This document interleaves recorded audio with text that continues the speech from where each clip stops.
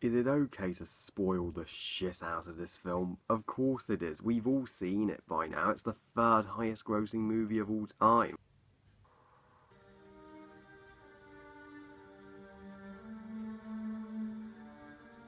Star Wars The Force Awakens, directed by J.J. Abrams, and of course is the first installment of the Star Wars sequel trilogy set 30 years after the originals. Now, 2015 was an awesome year to be alive. After Disney acquired Lucasfilm in 2012, we were all hyped up for the new trilogy we were getting, and uh, The Force Awakens, the first of this new sequel trilogy, which would hopefully restore Star Wars to its former glory, was the most anticipated movie of all time, literally. And I applaud both Abrams and Disney for doing such brilliant marketing and trailers for this film, and not giving anything about the plot away and keeping it completely spoiler free. But when I went to see it back in December 2015, a year ago now, did it live up to my expectations? Holy crap, yes! I absolutely loved this movie. This movie was a miracle. Thank you, J.J. Abrams. This movie has brought Star Wars back and brought the magic back. I enjoyed the prequels and loved the originals, but The Force Awakens puts all six of its predecessors to shame. While you may think that's an overstatement, I really do raise it that high. First of all, the story in the opening crawl is brilliant. How Luke Skywalker, 30 years after the fall of the Empire has vanished, and the First Order have now ruling the galaxy after the Empire and the Resistance are banding together to beat them, and the hunt is on for Luke Skywalker. And it's immediately a much more exciting and engaging story and fun story than the Phantom Menace's opening call, which is about taxation. Thank God this is actually war and the fun that we've wanted to see from Star Wars. And the opening attack on Jakku is brilliant. What an epic, monumental way to start the movie. It immediately establishes, just like A New Hope did, the good guys, bad guys, and the basic plot without any exposition. You have to admit, the prequels and the originals did have some exposition to explain things to us, but The Force Awakens doesn't have any exposition. It doesn't need us. It excels in showing rather than telling. And the First Order are immediately established as a formidable threat as they just burn the village to the ground to search for the map to Skywalker, which shows how determined they are. And they even murder the villagers when they could have easily have spared them. And we also introduced to our main characters, such as the pilot Poe Dameron, played by Oscar Isaac, and he's so cool. While he admittedly gets a lack of screen time, he's great at the scenes he's in. And BB-8, the droid carrying the map to Skywalker throughout most of the film, he is so adorable. I mean, he is a more than worthy successor to 3PO and R2 as being the droid of this trilogy. And we even John Boyega's Finn is a amazing character. I mean, not only does John Boyega probably give his best performance to date, and but he's actually starts out as a stormtrooper, a villain who becomes a hero. He's a stormtrooper who actually sees the error of his ways and realizes, with one of his friends dying and putting that blood on his helmet, that what the First Order are doing is just evil. He doesn't want anything to do with it. That's a stormtrooper with personality that we never got in the originals. And Kylo Ren, of course, is one of the coolest freaking villains ever. He is a more interesting, more three-dimensional villain than even Darth Vader, I'll say. And his design is badass. His triple-bladed lightsaber is fucking cool, and he turns out surprisingly to be the son of Han and Leia, which none of us expected. Well, he started out as Luke's apprentice, but then was lured to the dark side, and Han and Leia have had to deal with that grief. This compelling storyline is the emotional drive of this film, and when Poe and Finn become friends and escape together. That was so much fun, and we get the classic Star Wars banter. That I'm like, this is brilliant. This is what we loved about Star Wars. Rey, played by Daisy Ridley, she is awesome. She is uh, the best character in the movie for me, and she makes for a perfect protagonist. There's so much mystery surrounding her. Why is she on Jakku? Who put her there? Questions that have yet to be answered.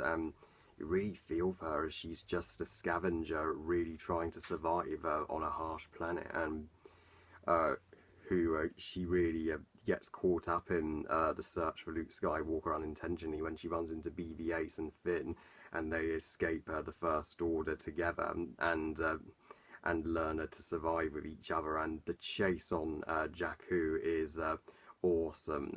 Classic Star Wars action scene. In fact, I love Jakku. People call it a rip-off of Tatooine, but it's really not. I'm sure there are plenty of other desert planets in the Star Wars universe, and they actually shot in a real desert and used real sets, and that's what I applaud this film for doing. It actually brought back practical effects to Star Wars. This is how the prequels should have looked. Every scene on Jakku was pure Star Wars magic, and seeing Han Solo and Chewbacca again, played by the awesome Harrison Ford and Peter Mayhew, and that classic line, Chewie, we're home. Oh, nostalgia, man.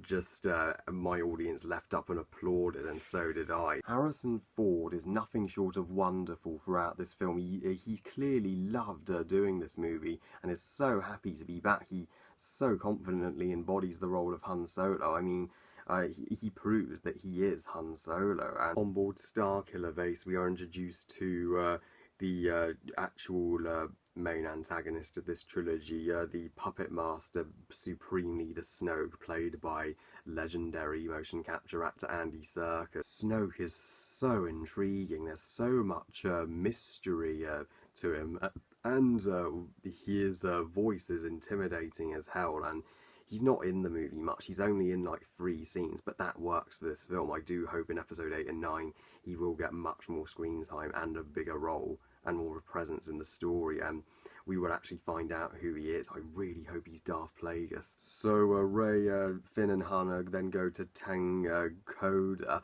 a beautiful lush forest world where they meet Lupita Nyong'o's Maz Kanata. She's essentially the Yoda of this trilogy, and I love how wise she is, and I love her design, by the way, and she seems to know a lot about Rey and where her destiny is going. So really interesting to find out more about her in the next film. Although she does look a little fake, as she's one of the only CGI characters in the movie, along with Snoke. But I can get past that. It's only one character, and then the Starkiller Base, the First Order super weapon, that's 10 times the size of the Death Star, and General Hux, played by Domhnall Gleeson, gives this great Hitler-like speech and just obliterates the Republic and multiple planets in a matter of seconds, which really heightens the tension. It shows how much more powerful the First Order are than the Empire. They are, without question, the biggest threat the Star Wars galaxy has ever faced,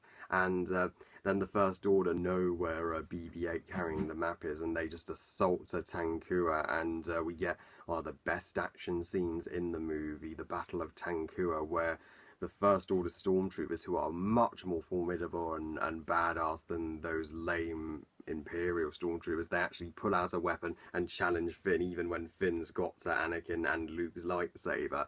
Would an Imperial Stormtrooper ever have done that? This has the best action of all 7 Star Wars movies, I'm not kidding.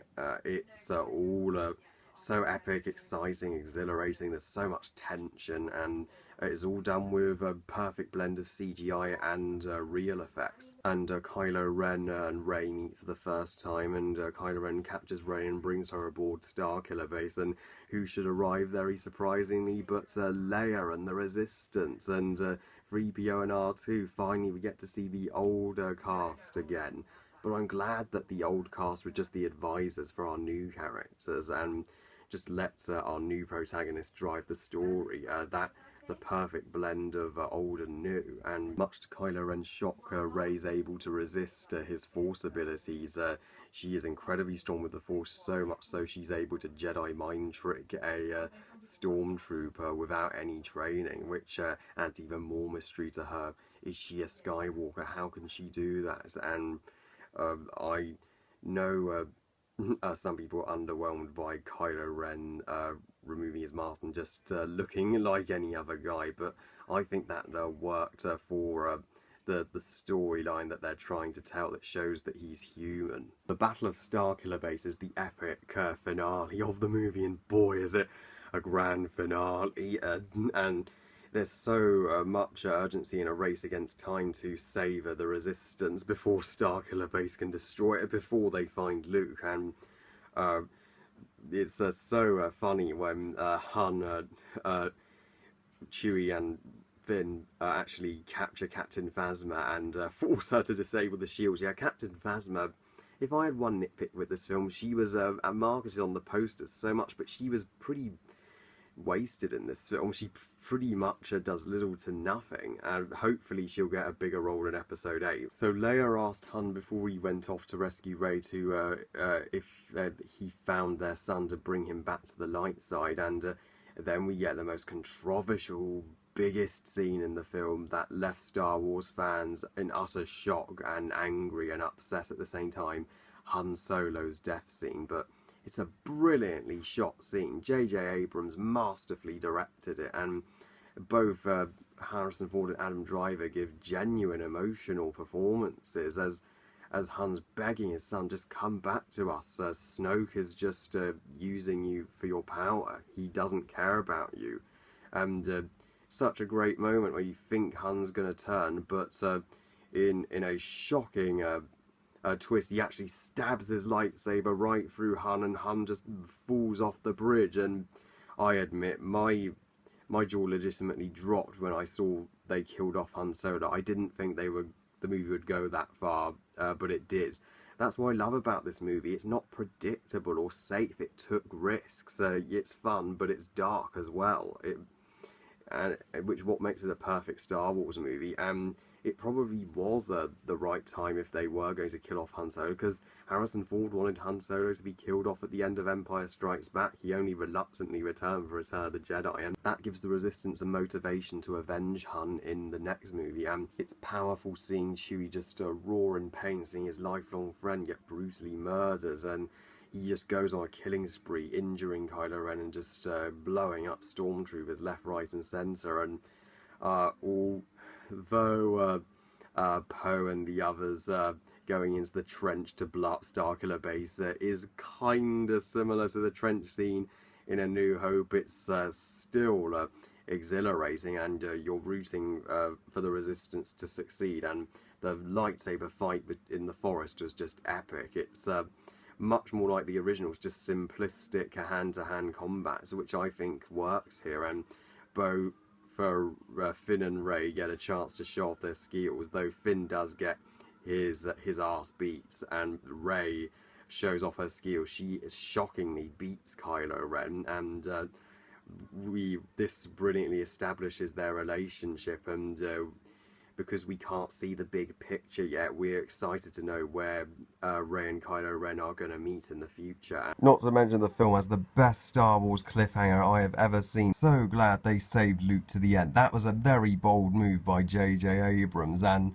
making his reveal at the end all the more triumphant. And I'm glad the film has multiple cliffhangers. Not everything is resolved. It gives you a reason want to see episode 8, so it makes us want to see the big picture. And I hope Rey is Luke's daughter. That would brilliantly connect us to the Skywalker family tree. Then the people who complain this is just a remake of A New Hope, well, it's not. Did A New Hope show the Emperor? Did A New Hope have the protagonist lightsaber fighting the villain? It didn't.